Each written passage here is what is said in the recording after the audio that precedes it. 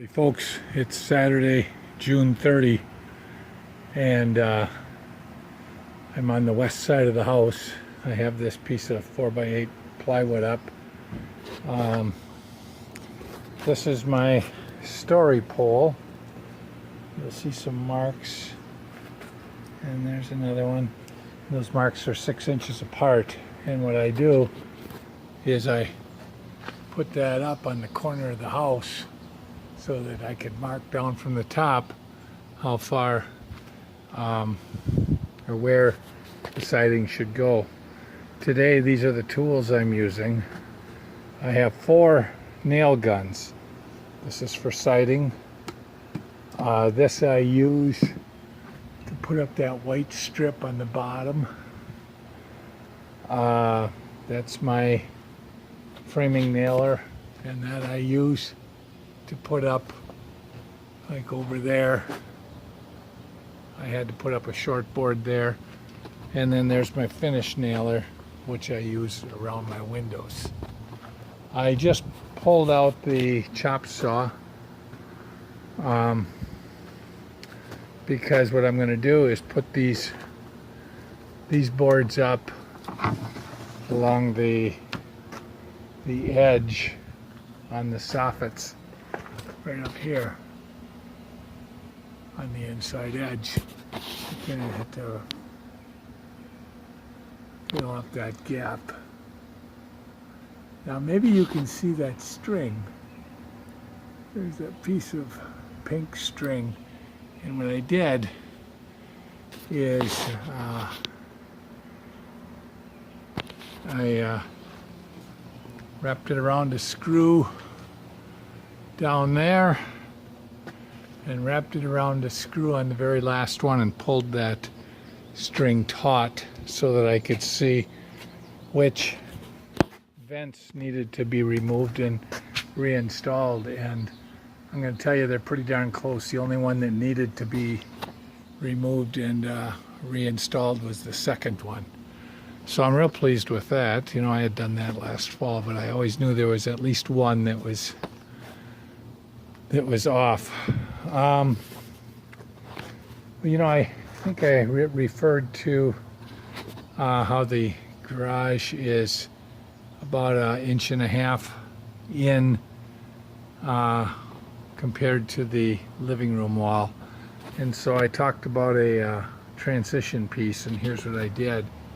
Is I took a 2.5 inch piece of our trim and a 2.5 inch and then a 1.5 that goes in there. So what I did is put that up, and then we run the siding up to from that corner up to here, and from this corner we'll go down to the door frame and just work our way up and over the top, and over there we'll go all the way up, and then we'll match up. So Linda and I did these 5 rows the other day, the first 5.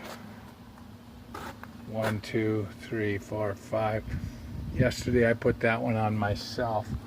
Son-in-law is letting me use some siding holders, and I was able to put this board up and work on this one. Now yesterday I had to cut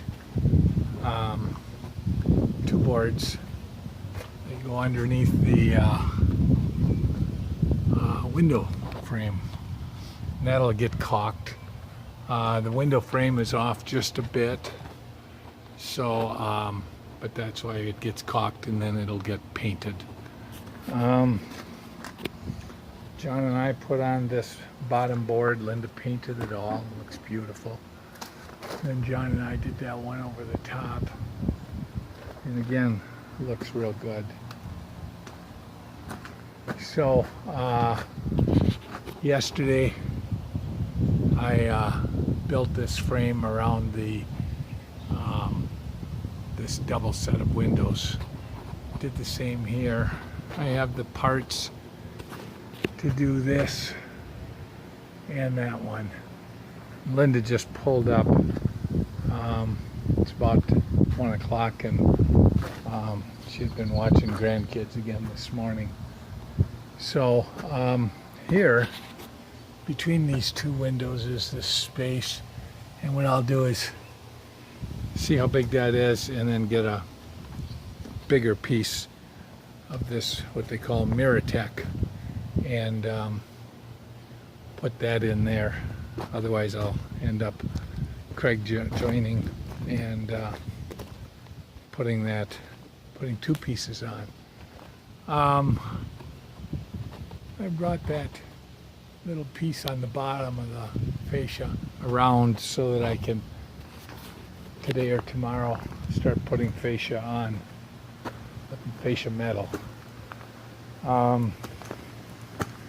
So what I was going to work on right now is putting those to cover the gap between the soffit and the fascia material. I think I can do that myself, but you can see I have an assortment of clamps. This one works pretty good up there. These two work real good. There's a more heavy-duty pony clamp. So I want to get that on today if I can, and then get these last two windows framed out. This is the table that I've been using. It's simply 4 2x6s and a 2x4.